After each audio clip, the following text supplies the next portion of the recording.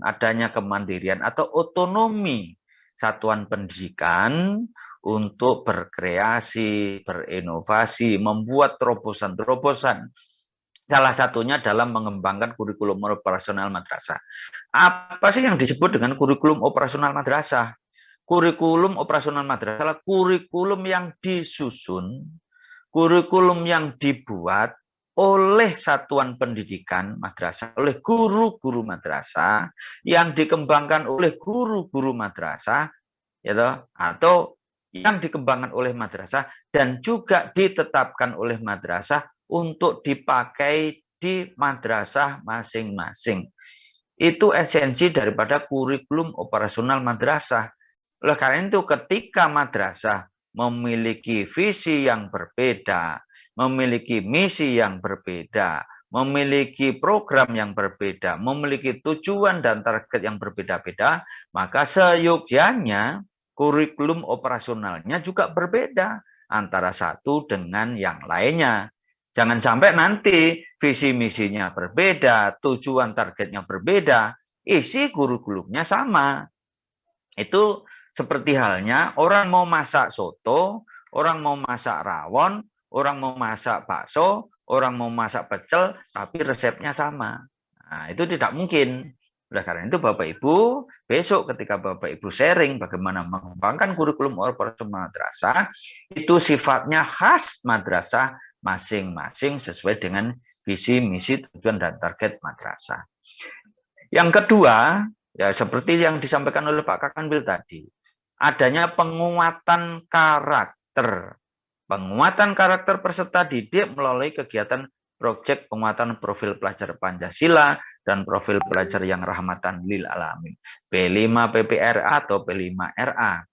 Dalam rangka apa sih? Menanamkan nilai-nilai Pancasila kepada peserta didik, gitu, dan juga menanamkan nilai-nilai moderasi beragama kepada peserta didik. Sekarang pertanyaannya, apakah siswa madrasah atau warga madrasah sudah mengimplementasikan ini penguatan karakter? Sudah. Banyak kegiatan pembiasan-pembiasan yang ada di madrasah sudah menjiwai dari proyek penguatan profil pelajar Pancasila. Oleh karena itu Bapak Ibu besok akan diberi penguatan, sharing bagaimana penguatan profil pelajar Pancasila ini, kegiatan-kegiatan seperti apa. Ini bukan sesuatu yang baru di madrasah. Penguatan-penguatan kata karakter, ya, ketakwaan kepada Tuhan Yang Maha Esa, cinta tanah air dan bangsa, kemandirian, kritis, gotong royong, dan lain sebagainya, toleransi, anti kekerasan, itu betul-betul sudah ditanamkan di madrasah. Dengan adanya penguatan karakter melalui proyek penguatan profil pelajar Pancasila, kita akan gelorakan lagi, kita akan tumbuhkan, kita akan kembangkan lebih luar biasa. Kira-kira seperti itu. Jadi ini bukan sesuatu yang baru di madrasah sebenarnya. Yang tidak kalah pentingnya seperti kurikulum merdeka, yang ketiga adalah layanan pendidikan pembelajaran yang berpusat kepada peserta didik. Jadi seperti di awal saya sampaikan tadi, Bapak Ibu, bahwa tugas kita di madrasah adalah mengembangkan seluruh potensi peserta didik.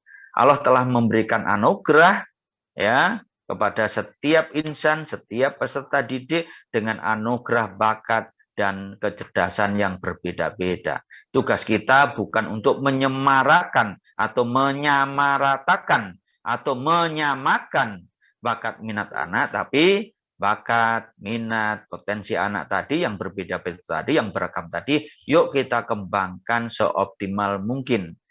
Oleh karena itu saya sangat setuju dengan program-program yang telah dilakukan oleh rekan-rekan di Jawa Tengah, madrasah-madrasah di Provinsi Jawa Tengah. Saya mendapat laporan dari Pak Haji Juwer, ya. Program-programnya sudah sangat luar biasa. Unik-unik, ya, ada madrasah yang mengembangkan di bidang sains, ada madrasah yang mengembangkan bidang risetnya, ada madrasah yang mengembangkan bidang robotik, ada madrasah yang mengembangkan bidang olahraga, ada madrasah yang mengembangkan bidang seni budaya, ada madrasah mengembangkan bidang bahasa, ada madrasah mengembangkan tahfizul Quran, macam-macam. Itu yang informasi yang Pak Haji Juwer sampaikan kepada kami sangat setuju sekali. Ya, buatlah program-program yang unik sesuai dengan potensi yang dimiliki madrasah. Baik itu potensi siswanya, potensi gurunya, potensi sumber daya dukung yang ada di madrasah, dan tidak kalah penting adalah potensi lingkungan madrasah itu sendiri. Ketika madrasah ada di lingkungan, di tempat pariwisata, ketika madrasah ada di lingkungan pertanian, ayo kita kembangkan ya madrasah ekowisata, madrasah berbasis pertanian, ya dan lain sebagainya. Ayo kita kembangkan. Ya, Bapak Ibu yang tidak kalah pentingnya, spirit kurikulum merdeka adanya penyederhanaan materi sehingga ketika guru melakukan kegiatan pembelajaran di kelas, tentu tugasnya, tujuannya bukan untuk menghabiskan materi pelajaran, ya, tetapi hal-hal pokok, hal-hal penting, materi-materi esensi yang kita sampaikan kepada peserta didik, sehingga ada kesempatan peserta didik untuk mandiri mencari sumber belajar. Belajar secara mandiri. Saat sekarang anak-anak sudah sangat cepat kalau untuk mencari bahan pelajaran atau sumber belajar. Di dunia maya itu mau tanya apa saja ada di sana. Oleh karena itu Bapak Ibu, kita di dalam kegiatan pembelajaran tentu ya yang paling utama, paling penting adalah bagaimana kita menyemangati anak-anak, ya memompa semangat anak-anak untuk belajar. Bukan kita menjekoi atau memberi semua materi kepada anak-anak. Dan tidak kalah pentingnya adalah adanya fleksibilitas guru di dalam mengelola kegiatan pembelajaran. Ketika program-programnya berbeda, lingkungan madrasah berbeda, maka tata dalam mengatur atau mengelola kegiatan pembelajaran tentu berbeda. Bapak Ibu yang saya hormati, 95% madrasah kita ini swasta, hanya 5% yang negeri. Madrasah-madrasah swasta ada yang miliknya pribadi, ada yang miliknya yayasan, ada juga madrasah-madrasah miliknya ormas, ada juga madrasah yang di dalam lingkungan pondok pesantren. Nah, ini tata kelola kegiatan pendidikan pembelajaran tidak bisa diseragamkan antara satu dengan yang lainnya. Oleh karena itu, guru-guru diberi fleksibilitas, ya, diberi keluasan di dalam mengelola kegiatan pembelajaran. Semuanya dalam rangka efektivitas pencapaian tujuan pembelajaran. Sekali lagi kami ingatkan bahwa kurikulum merdeka itu bukan Kemenak yang menetapkan, tetapi Kemdikbudristek yang punya wewenang menetapkan kurikulum nasional di Republik Indonesia adalah Kemdikbudristek atau Kemdikbud.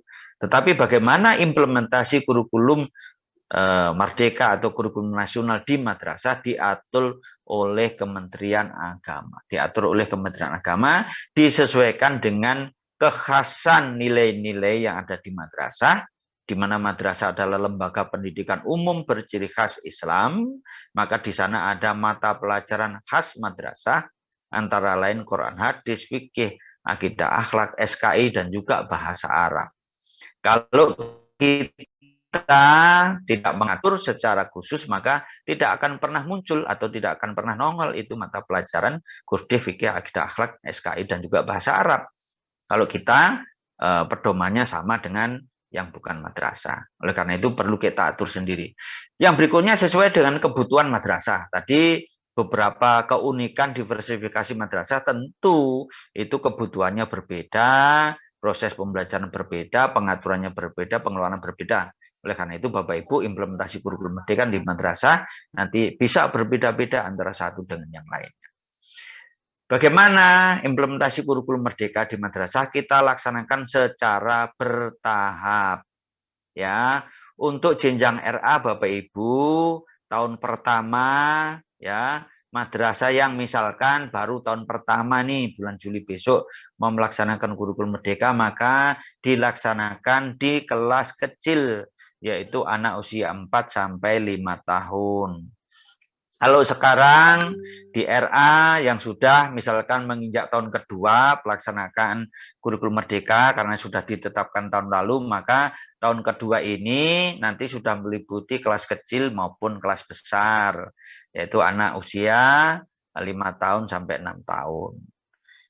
Jenjang MI ketika madrasah baru pertama kali akan melaksanakan, maka nanti kurikulum merdekanya dilaksanakan di kelas 1 dan kelas 4. Kalau tahun ini sudah menginjak tahun yang kedua, maka di MI akan dilaksanakan kelas 1, kelas 2, kelas 4, dan kelas 5. Gitu ya. Kalau di MTS tahun pertama dilaksanakan di kelas 7, nanti tahun kedua kelas 7 dan kelas 8. Di Aliyah tahun pertama dilaksanakan di kelas 10, yang sudah menginjak tahun kedua maka akan dilaksanakan di kelas 10 dan 11. Barulah nanti pada tahun yang ketiga seluruh tingkatan kelas ya itu sudah melaksanakan kurikulum merdeka. Jadi bertahap, kira-kira seperti itu. Jangan sampai nanti beranggapan bahwa begitu di SK-kan seluruh siswanya harus kurikulum merdeka. Nah, tidak seperti itu ya.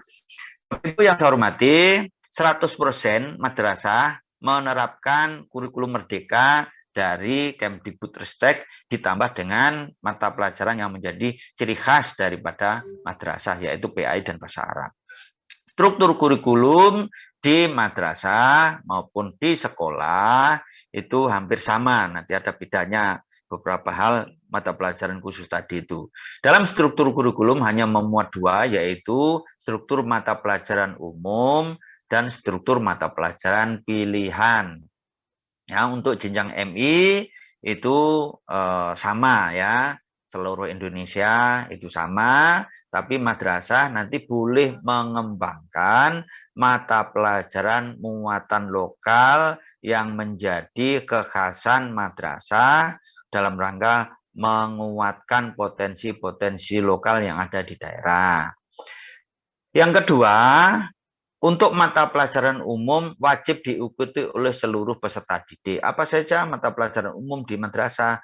Mulai dari Quran hadis, fikih, akidah akhlak, SKI, bahasa Arab, kemudian PPKN, bahasa Indonesia, itu mata pelajaran umum. Penjas orkes, seni budaya, itu mata pelajaran umum, itu wajib diikuti oleh seluruh siswa. Kemudian nanti ada mata-mata pelajaran pilihan, khususnya di jenjang madrasah aliyah ya. Mata pelajaran disebut pilihan karena peserta didik boleh memilih mata pelajaran yang sesuai dengan bakat, minat, dan juga kemampuannya. Karena itu disebut dengan mata pelajaran pilihan. Kurikulum selain PI dan bahasa Arab semuanya mengikuti ketetapan dari Kemdikbudristek. Ini perlu saya jelaskan Bapak Ibu. Kurikulum merdeka ini senantiasa berkembang dari waktu ke waktu.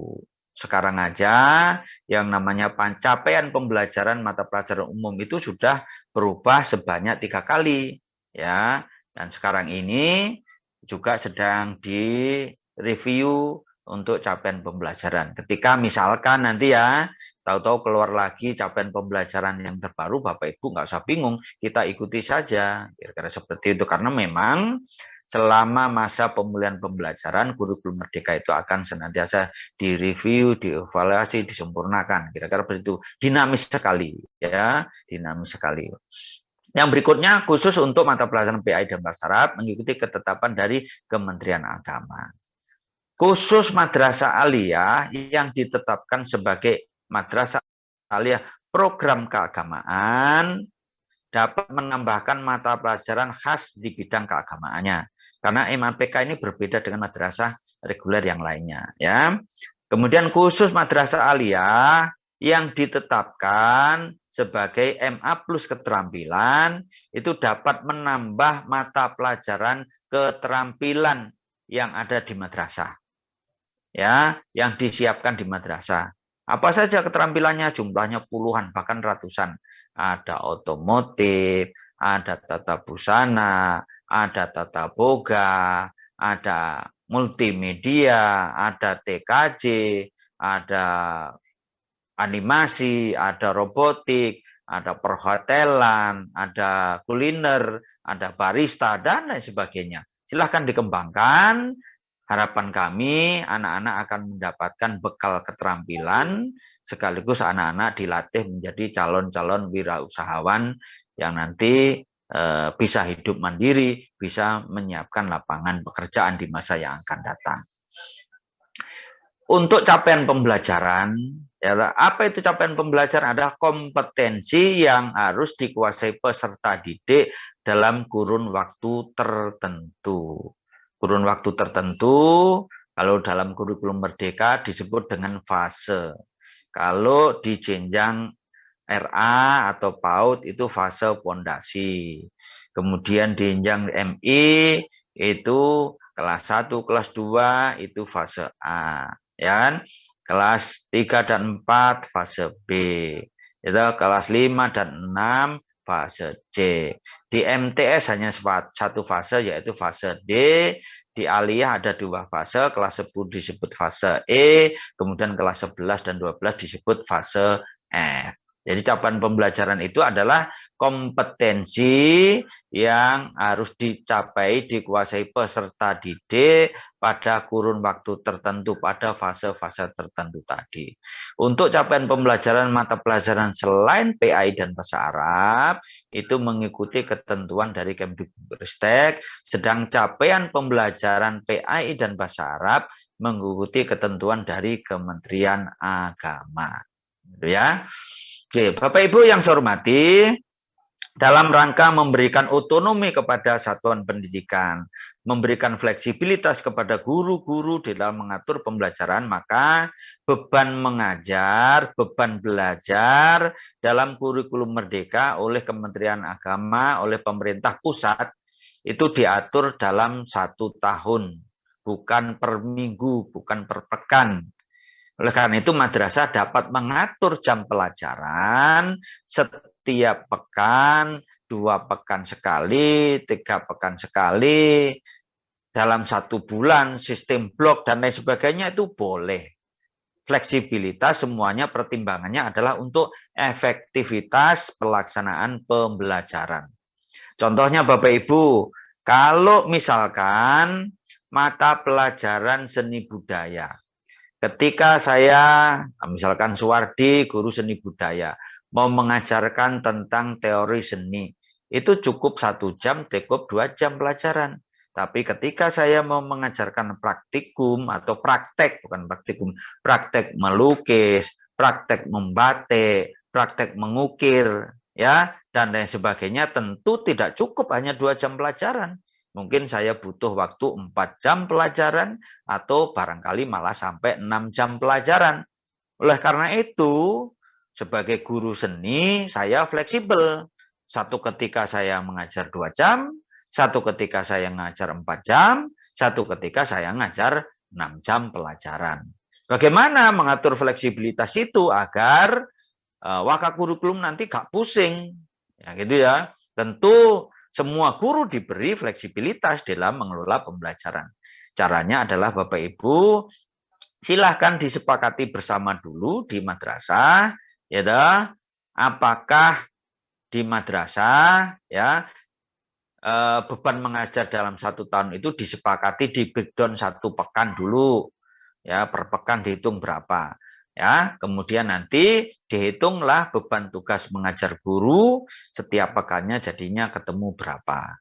Selanjutnya, beban mengajar tadi secara administrasi ya toh diinput dalam simpatika, karena simpatika ini sangat penting juga untuk tertib administrasi pembelajaran.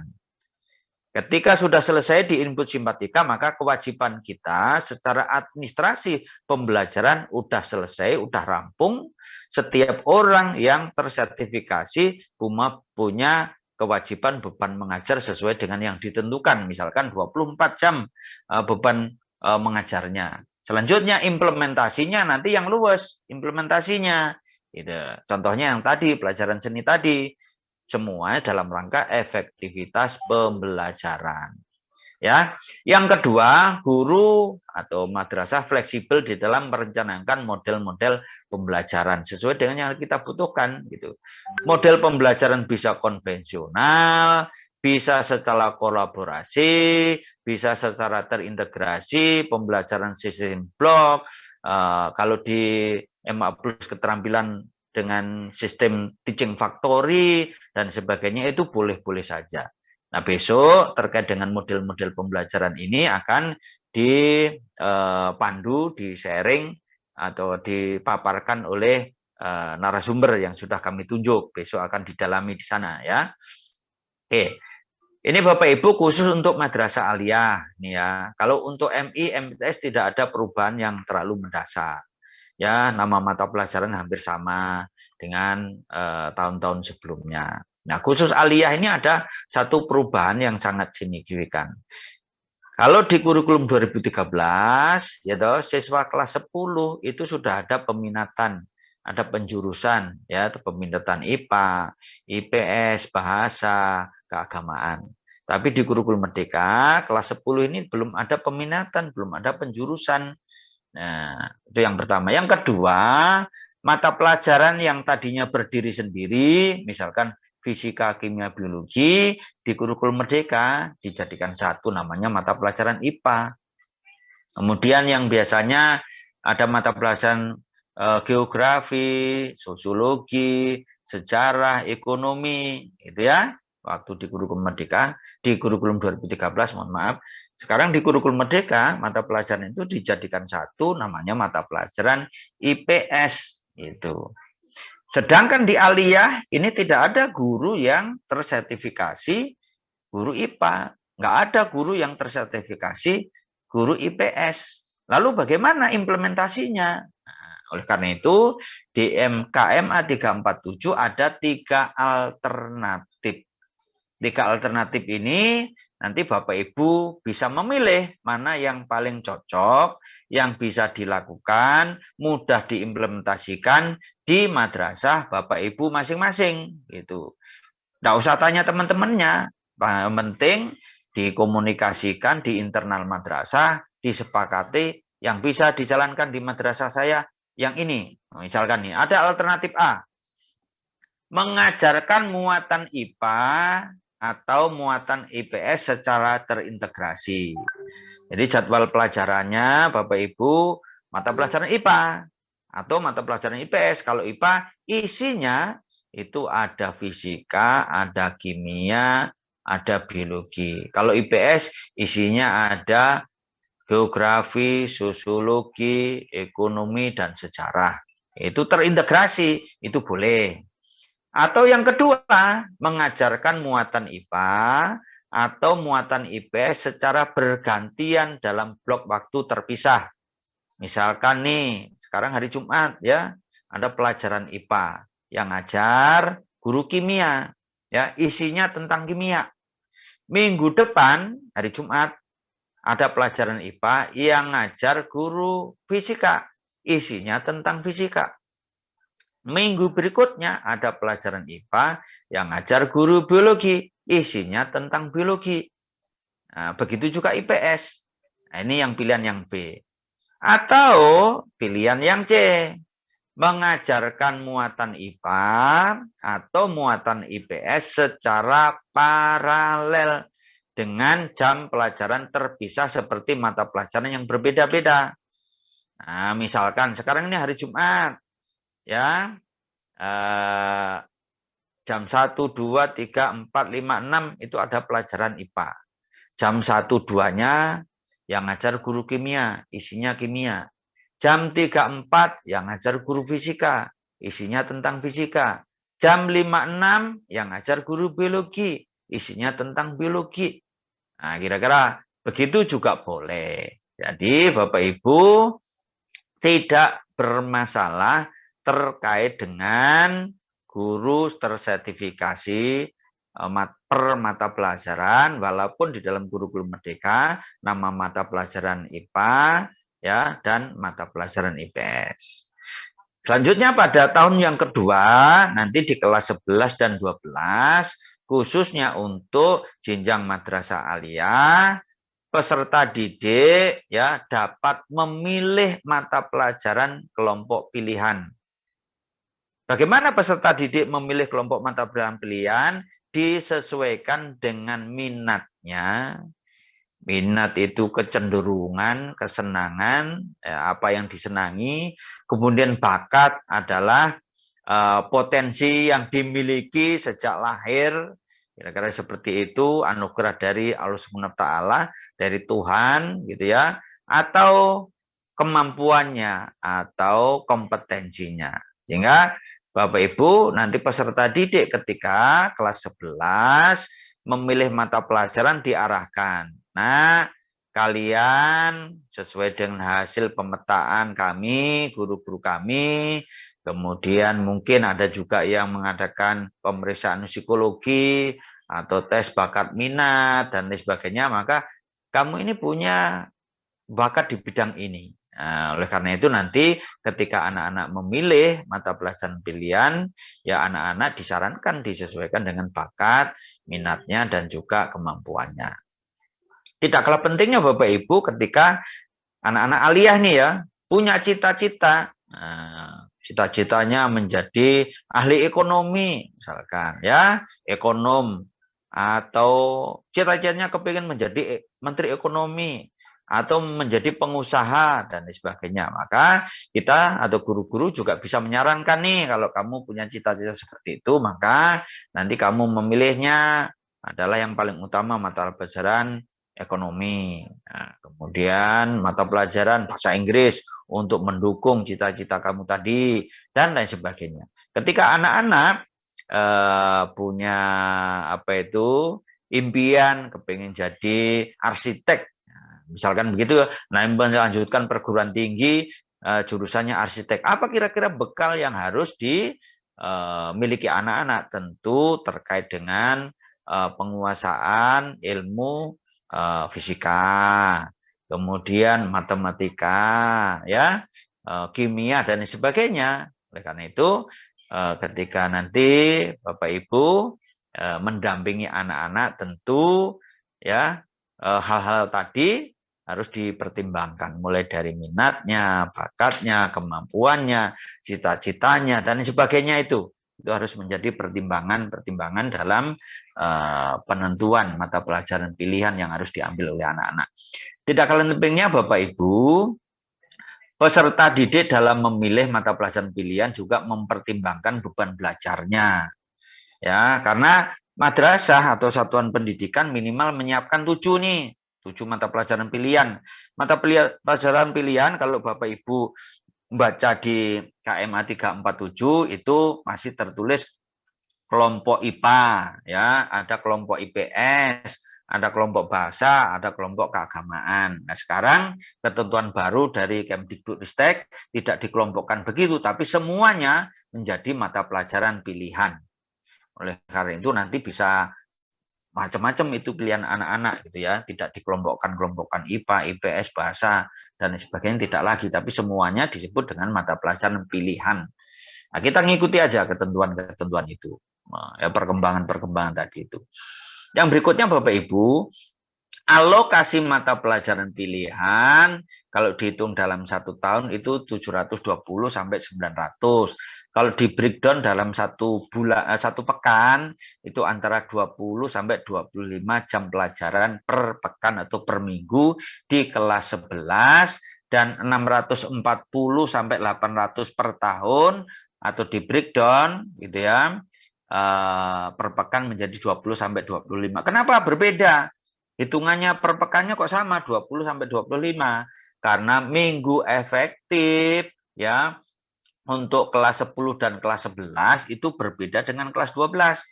Kalau kelas 10 dan ke 11 itu Bapak Ibu dalam 1 tahun minggu efektifnya ada 36. Tapi kalau untuk kelas 12 itu minggu efektifnya kurang lebih 32 pekan. Gitu ya. Alokasi waktu masing-masing mata pelajaran pilihan 180 jam per tahun, atau kalau di breakdown per pekan menjadi 5 jam per pekan atau per minggu. Ya. Khusus untuk PKWU itu 72 jam per tahun atau 2 jam per pekan atau per minggu. Ini penting. Bapak Ibu yang saya hormati, bagaimana caranya ini ya? Waka-waka kurikulum nih, saya kasih contoh nih, contoh nih ya. Ini sekedar contoh loh ya, bukan sesuatu yang paten seperti ini contoh saja. Tadi dijelaskan bahwa rentangannya antara 20 sampai 25. Oleh karena itu saya buat contoh nih, ada tiga contoh nih, 20, 22, kemudian 25. Contoh misalkan dalam satu pekan siswa namanya apa itu Budi misalkan begitu ya. Dia punya cita-cita ingin menjadi arsitek dan Budi ini juga memang punya bakat minat, punya talenta di sana. Oleh karena itu dia akan mengambil mata pelajaran satu matematika. Matematika lanjut karena matematika umum ada, ini disebut matematika lanjut. Kemudian ada fisika, ya, ada kimia. Wah, karena dia akan menjadi arsitek, maka dia juga mengambil mata pelajaran ekonomi. Nah, oke.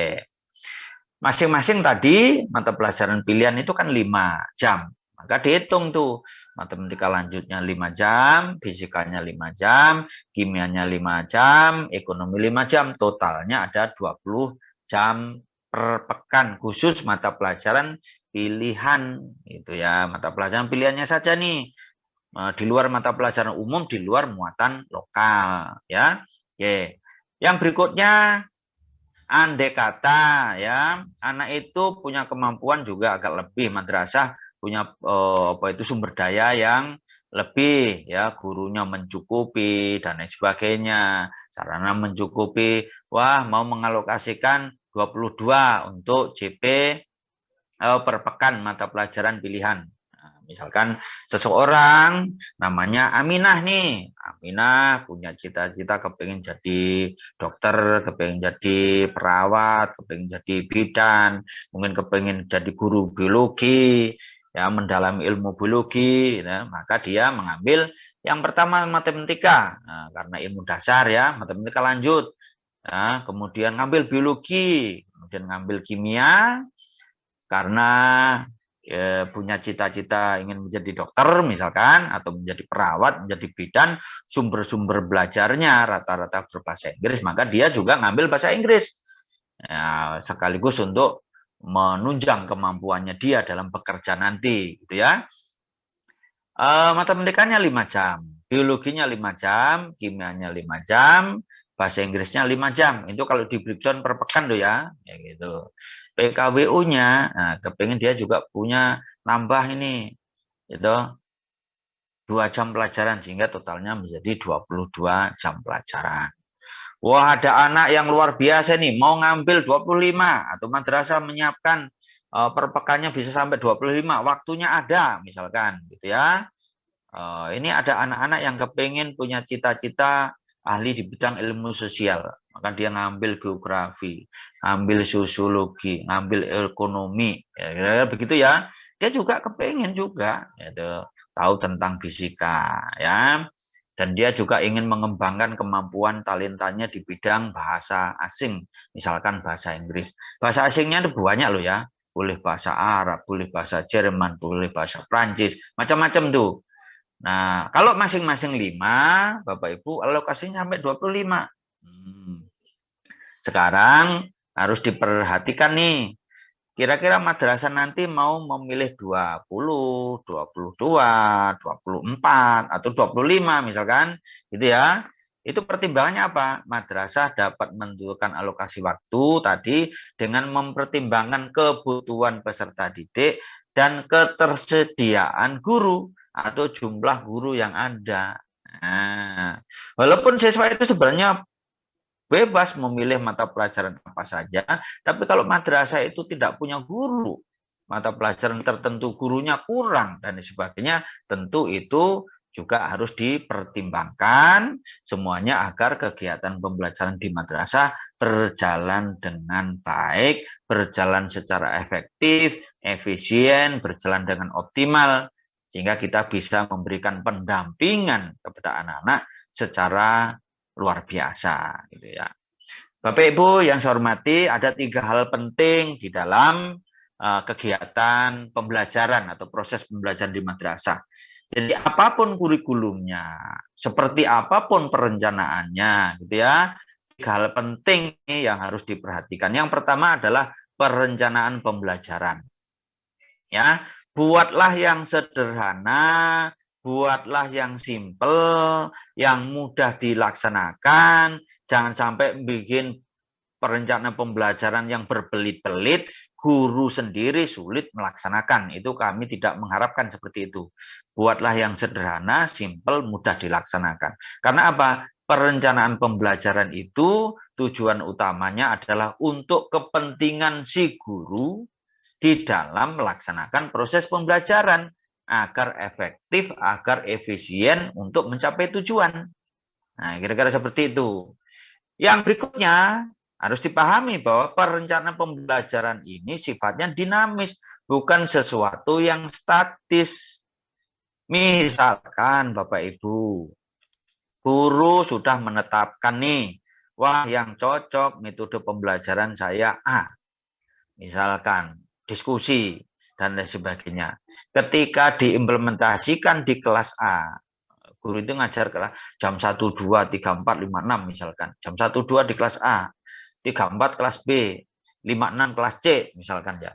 Ketika pilihan metode pendekatan tadi diimplementasikan, diterapkan di kelas A, ya dengan potensi siswa yang mirip-mirip, misalkan A, B, C itu sama-sama, bersama, diterapkan di kelas A tidak optimal, pencapaian tujuannya tidak kelihatan, progresnya tidak kelihatan, maka ketika guru pindah mengajar di kelas B, jangan diulangi lagi persis seperti di kelas A. Harus ada keberanian berimprovisasi di dalam mengembangkan perencanaan pembelajaran tadi itu. Nah, harapannya agar pembelajaran bisa efektif dalam mencapai tujuan. Sehingga perencanaan itu sifatnya dinamis. Gitu ya. Jadi sekali lagi buatlah yang simple-simple, yang mudah dilaksanakan, gitu ya. Karena pada dasarnya perencanaan itu untuk kepentingan guru agar bisa optimal dalam pembelajaran. Yang kedua Bapak Ibu, proses atau pelaksanaan pembelajaran.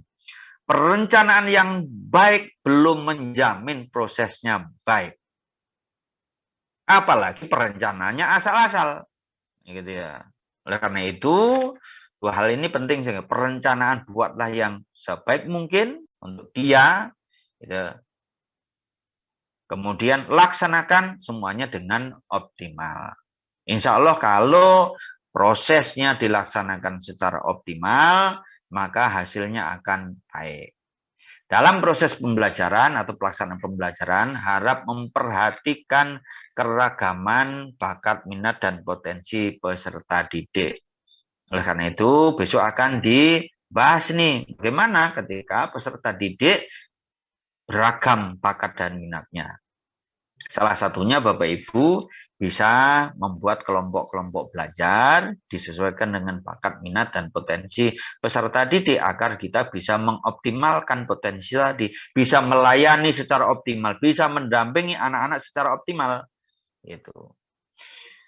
Yang tidak kalah pentingnya harus dipahami bahwa pembelajaran itu bukan sekedar menambah materi, menghabiskan materi, tetapi yang lebih penting ditekankan adalah adanya peningkatan kompetensi peserta didik. Jadi, fokusnya adalah bagaimana proses pembelajaran itu bisa meningkatkan kompetensi peserta didik, bukan menghabiskan materi.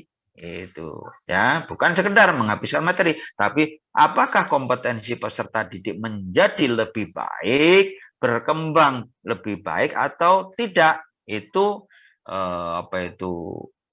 indikatornya berhasil tidaknya sebuah proses pembelajaran. Dan yang ketiga tidak kalah pentingnya adalah penilaian hasil belajar atau yang sekarang kita kenal dengan istilah asesmen pembelajaran. Untuk apa asesmen pembelajaran? Mengukur kompetensi dan kemajuan belajar. Maka ada yang namanya asesmen formatif, ada juga asesmen sumatif. Asesmen formatif untuk mengetahui kemajuan belajar peserta didik, untuk mengetahui kemajuan proses pembelajaran. Keberhasilan proses pembelajaran itu melalui asesmen formatif. Nah, yang berikutnya juga ada asesmen sumatif untuk mengetahui kompetensi peserta didik ya dalam rangka menentukan kenaikan kelas maupun kelulusan. 3 hal ini menjadi hal yang sangat penting yang harus diperhatikan oleh teman-teman di madrasah. Pesan saya kepada teman-teman sekalian, Bapak Ibu, guru-guru madrasah, khususnya di Jawa Tengah, guru diharapkan tidak terjebak kepada kesibukan rutinitas di dalam memenuhi beban administrasi pembelajaran semata. Administrasi itu penting, tetapi jangan sampai fokusnya guru untuk memenuhi beban-beban administrasi pembelajaran, tapi fokuslah kepada kualitas pembelajaran. Ya. Dan berilah ruang-ruang yang seluas-luasnya kepada guru, kepada siswa untuk melakukan kreativitas. Berilah ruang yang seluas-luasnya kepada guru untuk mengembangkan diri. Berilah kesempatan kepada guru untuk merenungkan apa yang telah dilakukan, mengevaluasi, dan sekaligus memperbaiki proses pembelajaran secara berkelanjutan. Ini penting, Bapak Ibu.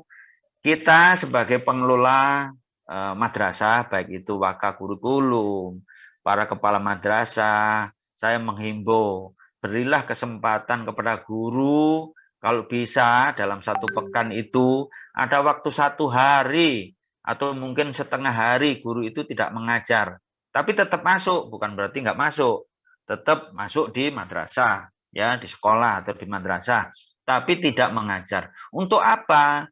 Agar guru bisa punya waktu untuk mengembangkan dirinya, menyelesaikan tugas-tugas yang belum selesai, mengoreksi hasil kerjaan siswa, menyiapkan media pembelajaran, diskusi, sharing dengan teman-temannya. Dan tidak kalah pentingnya, guru punya waktu untuk merenung. Merenung ini penting, berkontemplasi itu penting. Menyendiri, merenung, memikirkan apakah 1 pekan kemarin sudah optimal di dalam proses pembelajaran atau belum. Ini penting sekali. Jangan sampai guru, gitu, dalam 1 pekan penuh ngajar terus. Dari pagi sampai sore, pagi sampai sore, pagi sampai sore. Tidak pernah ada waktu untuk merenungkan, apalagi mengevaluasi, apalagi memperbaiki proses pembelajaran. Ini penting sekali ya.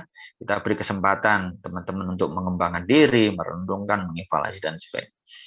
Pesan kepada kita semua, apapun kurikulumnya, karena kurikulum akan senantiasa berubah, yang tidak berubah hanya kitab suci, gitu ya. Hukum akan senantiasa berubah sesuai dengan perkembangan zaman, tuntutan kebutuhan. Ya, apapun kurikulumnya, madrasah harus berani tampil beda. Ya, jangan takut tampil beda. Berbeda dengan lembaga lain boleh, gitu ya. Jangan takut tampil beda. Semuanya diperuntukkan untuk kemajuan madrasahnya, untuk optimalisasi potensi bakat anak, agar anak-anak bisa berprestasi, baik di bidang akademik maupun akademik. Tampil beda, berani berkreasi, berinovasi, membuat terobosan-terobosan, gitu ya, untuk mewujudkan tadi madrasah mandiri berprestasi, madrasah Jawa Tengah majeng, dan sebagainya tadi. Dengan cara mengoptimalkan potensinya, semuanya diperuntukkan untuk kemajuan madrasah. Sehingga saya sangat senang ketika mendengar informasi madrasah A bikin terobosan ini, madrasah B bikin terobosan ini, madrasah C bikin terobosan ini. Senang sekali itu. Ya, apalagi sekarang sudah zaman digital. Ya, saya kepingin nanti ada beberapa madrasah di Jawa Tengah, walaupun sudah ada ya, madrasah-madrasah yang pengembangan pembelajaran secara digital. Mohon maaf, contohnya ini yang saya sudah tahu tuh ada MT1 Kebumen, kemudian apa itu Purwokerto Mandua ya, kemudian Mandua Kudus, ada Batu Jepara, ada MTS 1 Pati yang pernah mendapatkan anugerah dari Pak Gubernur, dari Pak Kakanwil Jawa Tengah itu ya, MTS 1 Pati, dan masih banyak lagi lah. Saya tidak bisa menyebutkan satu persatu. Itu merupakan keberanian teman-teman kepala madrasah berkreasi, berinovasi dalam mengelola kegiatan pendidikan dan pembelajaran. Tidak kalah pentingnya Bapak Ibu, terakhir saya pesan kepada kita semua, kepada kepala madrasah, guru-guru, para pengawas, mari kita semua menjadi guru yang bahagia, guru yang merdeka, guru yang bisa menginspirasi peserta didik, menginspirasi rekan-rekan kita sejawat. Hanya guru-guru bahagia yang bisa membahagiakan peserta didiknya. Hanya guru-guru yang merdeka, jiwanya merdeka, yang bisa memerdekakan peserta didik. Hanya guru-guru yang senantiasa kreatif, inovatif, yang bisa menginspirasi peserta didik. Guru-guru akan bahagia, akan merdeka, akan memiliki jiwa, menginspirasi orang lain, kalau kepala madrasahnya juga menjadi orang-orang yang bahagia, orang-orang yang merdeka, orang-orang yang senantiasa menginspirasi guru-gurunya. Kepala-kepala madrasah akan bahagia, merdeka, dan senantiasa menginspirasi orang lain kalau para pengawasnya juga menjadi orang-orang yang bahagia, orang-orang yang merdeka, orang-orang yang menginspirasi orang lain. Dan pengawas akan menjadi orang yang bahagia, merdeka, menginspirasi kalau kasih penmatnya, kepala kemenaknya, ya, seluruh jajaran di Kanwil sampai ke pusat, itu menjadi pribadi-pribadi yang merdeka, pribadi yang senantiasa bahagia, dan menginspirasi orang lain. Mari kita saling mendukung, saling mendoakan, ya, untuk kesuksesan kita bersama. Jadilah guru yang bahagia, merdeka, sekaligus menginspirasi peserta didik. Kira-kira demikian Bapak Ibu yang dapat saya sampaikan untuk sharing pada hari ini, ya. Moga-moga sharing singkat ini dapat menambah semangat Bapak Ibu semua, khususnya teman-teman yang ada di Provinsi Jawa Tengah. Salam sukses selalu, Madrasah Jawa Tengah Majeng atau Jawa Jateng Majeng. Terima kasih, mohon maaf bila ada kekurangan. Saya akhiri, wassalamualaikum warahmatullahi wabarakatuh. Waalaikumsalam warahmatullahi wabarakatuh. Terima kasih Pak Kasubdit. Ini alam. Terima kasih Pak. Ini saya sudah dapat tempat parkir yang bisa. Oh, ya. Jangan lupa sambil ngopi Pak Kasih. Kan sudah disiapkan istri di belakang. Oh gitu ya. Moga-moga sehat selalu nggih. Ya, amin, amin. Lancar menjalankan tugas, lancar ibadahnya, dan mabrur. Amin ya rabbal alamin. Amin Pak. Ini tugas. Tapi pesan saya nih Pak Kasih. Nanti kalau di tanah suci gak usah mikirin madrasah, udah ada yang mikirin di tanah air, gitu. Doakan kita semua ya, doakan kita semua di sana ya. Oke. Terima kasih. Ini tugas, bukan tugas dinas Pak, tugas dinas keluarga. Tugas keluarga. Monggo Bapak Ibu ada yang mau bertanya, silahkan. Pokoknya ini waktu kesempatan Bapak Ibu untuk bertanya langsung dengan Pak Kasubdit, silahkan raise hand atau mungkin ngechat nih. Monggo silahkan. Silahkan, monggo. Negeri, swasta, MA, MI, MTSA, MA semuanya punya kesempatan yang sama. Monggo dari Pak Sidik Wibowo, Kepala MTSN 4 Banjarnegara. Monggo Pak, langsung.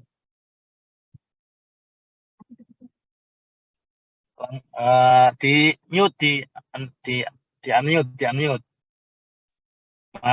Mas host, dibuka Mas. Sudah ada. Assalamualaikum warahmatullahi wabarakatuh.